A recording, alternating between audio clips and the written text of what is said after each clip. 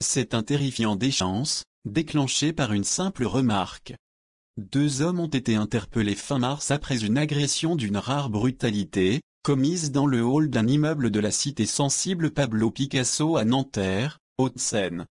Frappée à coups de pied, de poing et d'extincteur, la victime était entre la vie et la mort au moment de son admission à l'hôpital.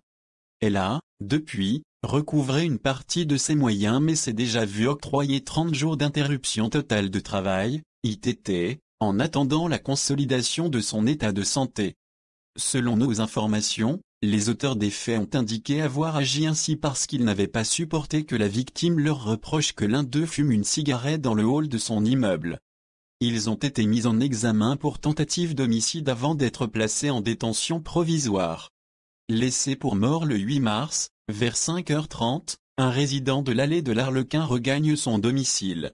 Alors qu'il se trouve dans le hall de son bâtiment, deux hommes, qui sortent de l'ascenseur, l'invectivent avant de se jeter sur lui. Un des deux inconnus frappe la victime de plusieurs coups de poing au visage.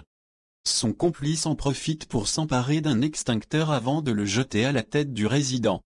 Sous le choc, Daniel, 37 ans, chute au sol avant de recevoir une nouvelle pluie de coups.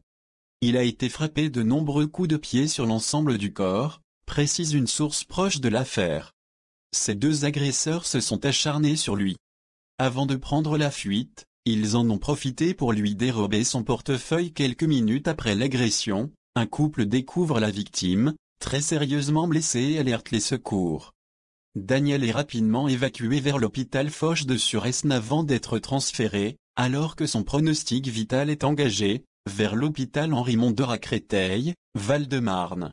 Les coups portés lui ont occasionné plusieurs fractures et des traumatismes divers, poursuit la même source.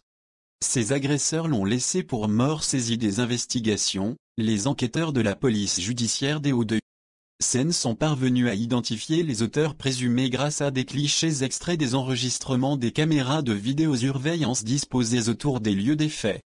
Finalement interpellé, Patrick T 21 ans, et Kevin à 22 ans, déjà connus pour des faits de violence, sont rapidement passés aux aveux.